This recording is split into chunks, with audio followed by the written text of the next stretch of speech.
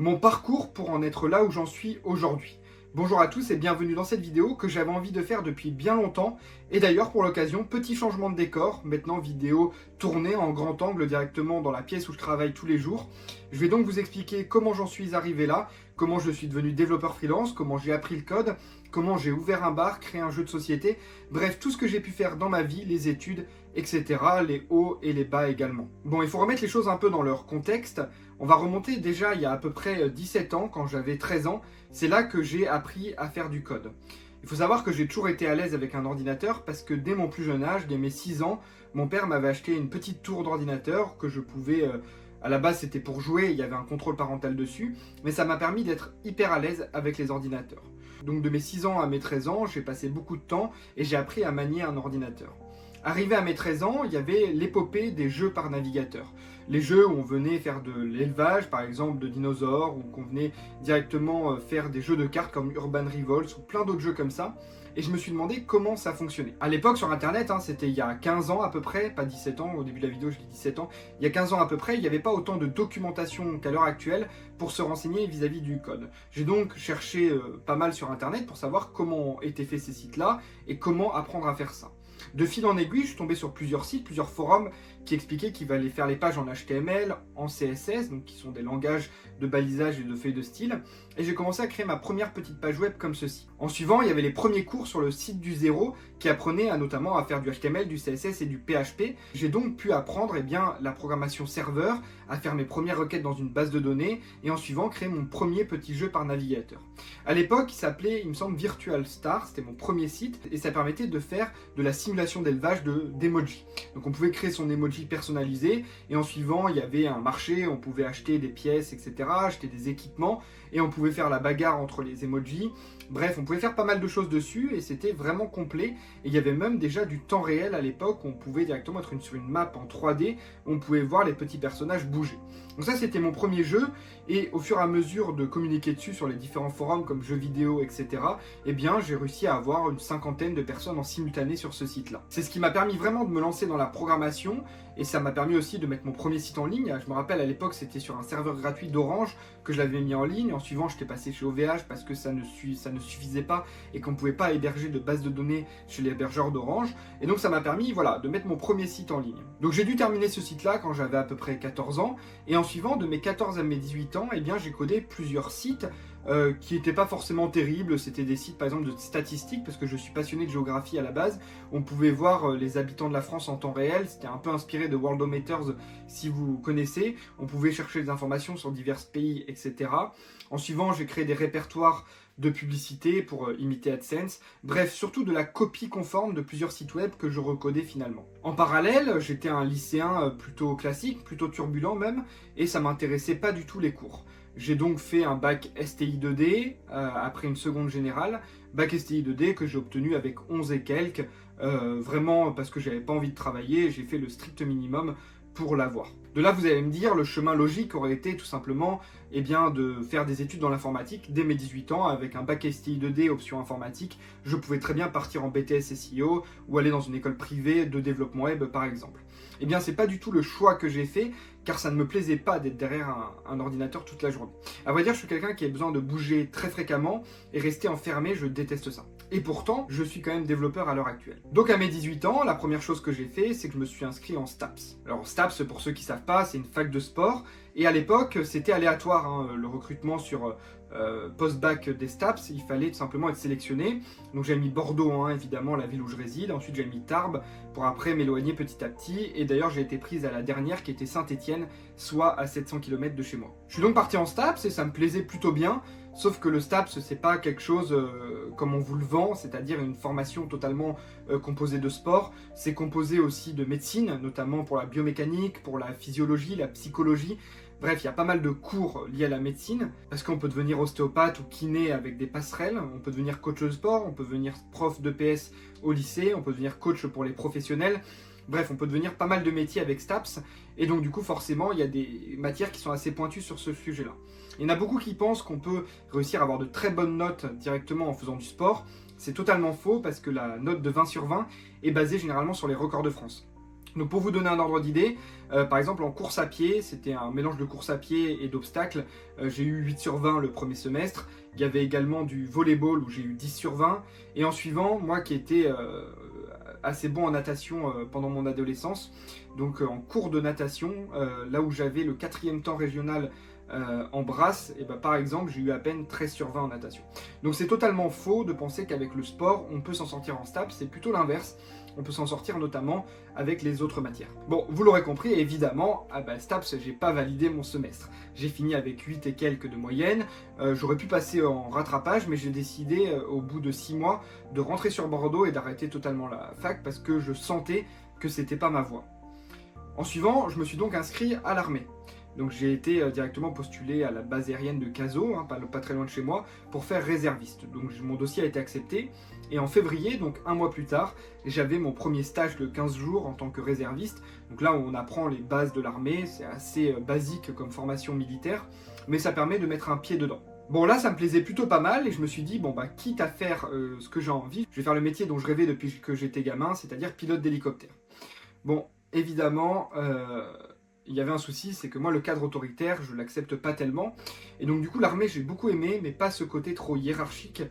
Et donc j'ai fait réserviste, j'ai fait quelques mois, donc j'ai fini totalement. En suivant j'ai travaillé un peu en unité, mais en suivant j'ai pas prolongé le contrat de réserviste. C'est une très bonne expérience, ça m'a permis d'apprendre plus sur moi-même, de repousser mes limites aussi, notamment au niveau du sommeil. On se rend compte que parfois dormir 4 heures par nuit pendant 15 jours, il n'y a pas mort d'homme. Ça permet aussi de savoir faire pas mal de nouvelles choses, et aussi de créer des relations avec des personnes, parce que c'est un endroit où on côtoie du monde. On était plus de 40, notamment avec les personnes qui étaient en tant que réservistes, mais aussi avec les sergents et le corps instructeur de manière générale. Donc c'était une très bonne expérience, mais ça m'a pas plu. Suivant, je me suis dit, je vais rester plus ou moins dans le domaine militaire, et donc je vais m'inscrire en BTS aéronautique. Donc je postule en BTS aéronautique, et là, sauf que mon dossier de lycée ressort, parce que là, il faut postuler avec les bulletins, etc. Et du coup, ça va pas du tout. J'avais l'avertissement comportement sur comportement, des moyennes très basses dans certaines matières. J'ai donc été refusé de tous les BTS, et j'arrivais pas à trouver d'alternance parce que c'était un BTS en alternance. J'avais une piste à la DGA, Direction Générale de l'Armement, mais finalement, ils n'avaient pas ouvert les postes à l'alternance cette année-là. Le CFA me propose, que c'était un CFA qui gérait les BTS, me propose quand même de partir sur un autre BTS. Ils me disent, mais tu peux essayer le BTS MS, donc maintenance des systèmes automatisés, étant donné que tu trouveras plus facilement une alternance et qu'on te prendra malgré ton dossier en BTS maintenance des systèmes. Bon, effectivement, on arrive déjà en juin-juillet, donc j'étais réserviste en même temps, mais je commençais à postuler. Et bien, je commence à postuler dans des entreprises, et je suis recruté dans une grande multinationale, dans un entrepôt d'une grande multinationale qui est Sonepar, qui est le leader mondial de la vente de matériel électrique. Voilà, donc en fait c'est un entrepôt qui distribue le matériel électrique, donc les chauffages, les prises électriques, les fils, etc., etc. Donc je suis pris en alternance, et donc évidemment je suis pris aussi dans le BTS, et donc je me retrouve à faire 2 ans en BTS maintenance des systèmes. Bon, là ça a été une expérience qui était très intéressante, mais que j'ai pas plus aimé que ça.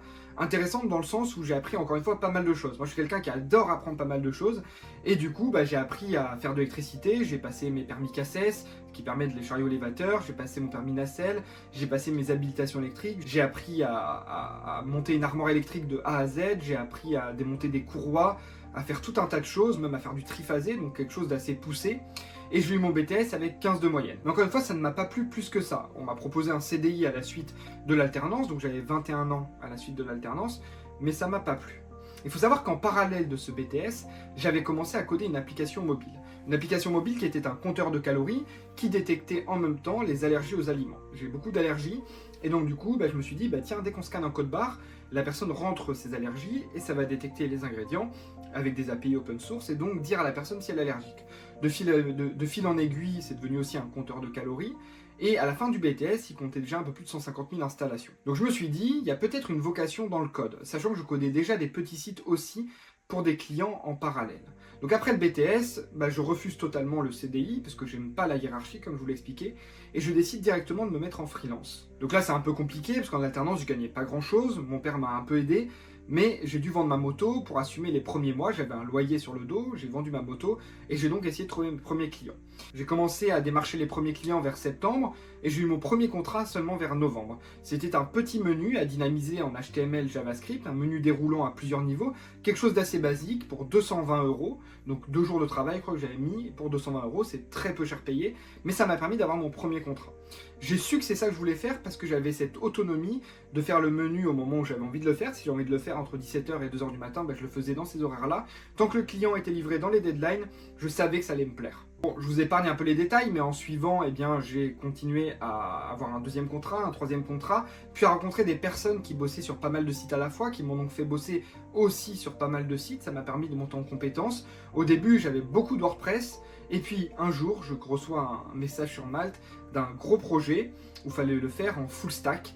Donc je savais faire du full stack parce que j'avais fait mon application mobile en full stack également, donc Vue.js et PHP pour l'Imbac. Et donc je décide de vendre cette application en PHP et Vue.js. C'était un petit billet de 20 000 €, et donc je commence à la coder pendant plusieurs mois, et ça se passe assez bien dans l'ensemble. J'avais un peu de retard, mais le code se passe bien. Donc ça, c'était mon premier contrat. Et donc du coup, la première année, j'avais pas mal de petits WordPress, etc. J'ai fait 12 000 €, la deuxième 14 000, et puis la troisième année, du coup avec ce contrat, j'étais passé à plus de 35 000 € de chiffre d'affaires. De fil en aiguille, ce client, il se trouve qu'il connaît d'autres personnes dans Bordeaux, et je me retrouve directement à bosser avec pas mal de monde dans Bordeaux, et donc du coup là c'est l'explosion. Mes semaines ne font plus du tout 30 heures ou 25 heures, elles commencent à faire 50 heures par semaine, et à partir de la 4e année de freelance, je commence directement à faire des 50 000 de chiffre d'affaires, et maintenant, alors aujourd'hui on est à 9-10 ans de freelance, et je suis au plafond de l'auto-entreprise tous les ans. Donc je suis assez content de ce qui a pu se passer, et pendant tout ce temps, j'ai beaucoup aimé coder tout ce que j'ai pu faire. J'avais vraiment une hype du fait d'avoir des nouveaux clients, de travailler sur des nouveaux projets, et d'avoir aussi des succès par rapport au site que j'ai codé, c'est-à-dire des clients qui faisaient que ce que j'avais codé leur faisait monter leur business, et tout était plutôt bénéfique. J'ai eu très peu de problèmes pendant mes années de freelance, d'un point de vue professionnel évidemment, à part un ou deux clients qui n'ont pas payé, 2-3 clients satisfaits parce que le feeling ne passait pas, mais dans l'ensemble, sur les centaines de sites que j'ai codés, tout s'est plutôt bien passé. Arrivé à peu près à 7 ans de freelance, donc vers mes 25 ans, je commence à en avoir un peu marre de faire que ça. Moi je suis quelqu'un, comme je vous disais, j'ai besoin d'être polyvalent et de faire pas mal de choses. J'ai donc décidé à 25 ans de monter un jeu de société. C'est un coup de tête avec ma femme actuelle, je lui dis j'ai envie de créer quelque chose, et on décide de créer un jeu de société avec mon meilleur pote, ma femme et ma sœur, directement sur la mythologie. Donc on part directement sur un investissement quand même de 20 000 €, notamment en coûts d'illustration, mais également en coûts de stock, etc. Donc on fait une campagne Ulule, une campagne de financement participatif, on y met beaucoup de cœur à l'ouvrage, et on valide cette campagne de financement participatif. On fait 13 000 € directement sur cette campagne-là, et en suivant, on vient directement pouvoir financer le jeu. Donc le jeu, il aura mis à peu près 8 mois à sortir, avec l'écriture des règles, etc. etc. Et c'était un petit succès, mais pas flamboyant non plus, c'est-à-dire qu'on a remboursé la mise initiale, mais on n'a pas gagné d'argent avec ce projet-là. Et il me reste encore un peu de stock que vous pouvez voir dans le fond du décor. Il doit me rester une centaine de boîtes si vous voulez les commander, parce qu'après, je ne pense pas refaire une édition. Donc ça, c'était mon premier projet entrepreneurial en dehors du dev. Entre-temps, j'avais codé pas mal d'applications mobiles, notamment celle que je disais avec le compteur de calories, et puis plein d'autres en suivant, qui ont été pour la première un succès avec plusieurs centaines d'euros par mois, mais pas un succès à mon goût parce que j'aurais pu faire plus. Et en suivant, d'autres applications qui ont moins bien fonctionné. Bon, en suivant, je commence à de plus en plus avoir envie de faire de nouvelles choses. Donc je commence directement aussi à me dire, j'ai vu que le monde de l'impression c'était compliqué, donc je décide de me faire un petite entreprise d'impression à la maison. Finalement, il se passe que ça n'a pas le temps de prendre, parce que seulement l'année dernière, donc j'avais fait il y a 2 ans, le temps de monter la société, etc., le temps d'avoir les premiers clients, on se dit avec ma femme, et notamment ma femme me dit, je pourrais ouvrir un bar. Et donc là, c'est un des plus gros projets que j'ai fait en dehors du développement, c'est d'ouvrir un bar. Donc j'ai acheté le fonds de commerce avec ma femme en janvier 2024, donc il y a 1 an tout pile, et nous voilà aujourd'hui en janvier 2025, et le commerce tourne de plus en plus, avec de plus en plus de clients, et un concept qu'on a vu et revu, et qui permet maintenant d'avoir vraiment quelque chose qui nous plaît, et qui plaît aux clients. Donc le bar, c'est vraiment un projet qui prend énormément de temps actuellement dans ma vie, et qui est un projet qui est ultra abouti, qui fait suite aux échecs que j'ai pu avoir, et au succès également. Et donc combiné avec tout ça, ça m'a permis d'ouvrir un commerce physique qui n'a rien à voir. On a eu d'autres problématiques qu'on n'avait pas évidemment dans les projets digitaux, dans un jeu de société. C'est beaucoup plus dur à gérer, il y a de l'humain, il y a des stocks, il y a des salariés. C'est vraiment le monde des commerces, hein. C'est pas évident, hein. Vous avez sûrement déjà dû en entendre parler, mais on est quand même très content du résultat à l'heure actuelle. Je vous ferai une vidéo dédiée sur le bar si ça vous intéresse, n'hésitez pas à le mettre en commentaire. Et puis il y a aussi les réseaux sociaux dans mon parcours. Il y a 2 ans, je décide comme ça, moi qui suis consommateur un peu de TikTok et des vidéos verticales, je décide de publier une vidéo sur TikTok qui parle du dev, après avoir vu des Américains qui le font. J'avais même pas vu qu'il y a des Français qui le font à l'époque, alors qu'il y en avait déjà 2-3. Donc je publie une vidéo, et là, elle fait 3000 vues. Je me dis, 3000 vues, c'est pas mal. Pour un marché de niche comme le dev, je décide donc d'en poster une par jour, 2 par jour. Si vous codez en JavaScript, vous utilisez sûrement souvent le console log. Apprendre à coder en jouant, c'est possible aujourd'hui. Jusqu'à arriver à plus de 1000 vidéos à l'heure actuelle, au bout de 2 ans. Et maintenant, près de 67 000 abonnés. Et c'est pour ça aussi que sur YouTube, j'ai commencé à faire les formats longs, parce que j'ai vu que ça plaisait les formats de vidéos que je pouvais faire. Donc voilà comment je me suis lancé sur les réseaux sociaux également. Tout ça, c'est même pas de l'opportunisme, c'est que je me suis dit, tiens, il y a peut-être un truc à faire. Et c'est à force de travail, c'est-à-dire que j'ai passé des heures et des heures et des heures à publier des vidéos qui me rapportaient à l'époque 10 centimes ou même pas 1 centime. Et c'était vraiment un but de partager de l'information directement aux diverses personnes à propos du développement. Ce que j'ai pas raconté dans mon parcours, c'est l'apprentissage du code. L'apprentissage du code, vous avez vu que je vous ai parlé, j'ai pas fait d'école d'informatique. Pourtant, j'ai oublié de parler d'un petit moment charnière dans ma carrière, c'est au moment où je me suis lancé en freelance et je vous parlais du menu, etc., que j'avais commencé à gagner en tant que projet. Eh bien, je savais déjà coder, et même coder plutôt bien, mais j'ai quand même décidé, parce que mon père m'a dit que ce serait bien que j'ai des diplômes, de faire une formation chez Open Classroom, un bac+3 accéléré en 1 an, pour devenir chef de projet web, et je l'ai validé. Donc j'ai donc quand même un bac+3 en développement web, mais que j'ai fait en parallèle de devenir freelance et en ayant déjà des connaissances de code. J'ai pu donc le valider assez vite pour avoir ce diplôme-là. C'est peut-être pour ça que j'ai oublié d'en parler également, mais il faut savoir que j'ai quand même un diplôme là-dedans. Mais il faut savoir que le code, du coup, de base, je l'ai appris en autodidacte. Je l'ai appris en lisant des cours sur le site du Zéro, en achetant quelques cours sur Internet aussi, en achetant parfois des bouts de code que je décortiquais pour comprendre. Il n'y avait pas d'IA, Stack Overflow était présent, mais pas non plus ultra documenté. Il n'y avait même pas React, Vue.js, Angular à l'époque. Il n'y a rien qui existait, donc du coup, on apprend comme on peut. J'ai appris tout ça en autodidacte totalement. Dans l'histoire de mon parcours, vous aurez remarqué, je suis quelqu'un qui ait du mal à me poser, à avoir une stabilité professionnelle, même si ça fait quand même 8-9 ans que je suis freelance. Il y en a qui changent de boulot tous les ans, mais ils changent de boulot parfois d'entreprise seulement. Moi, j'aime bien changer complètement de secteur. Et du coup, le développement web, c'est vraiment mon métier refuge. C'est le métier que j'adore faire, mais que je ne me vois pas coder 50 ans comme ça, à 35 heures par semaine derrière un écran. C'est pour ça que j'ai ce besoin de créer des choses, de créer un jeu de société, d'ouvrir un bar. Qui sait à quoi me mènera l'avenir? Est-ce que j'aurai besoin aussi de faire d'autres activités? Moi, ce que j'ai envie de faire, évidemment, j'ai déjà dit dans une précédente vidéo, c'est de développer les réseaux sociaux, développer le bar, mais garder une petite part de freelance. En fait, c'est de faire plusieurs métiers, tout ça en n'ayant pas trop d'heures non plus, mais de faire plusieurs métiers quand même. Quand j'ai raconté mon parcours, j'ai raconté de manière générale comme quoi tout s'est bien passé jusqu'à en arriver ici.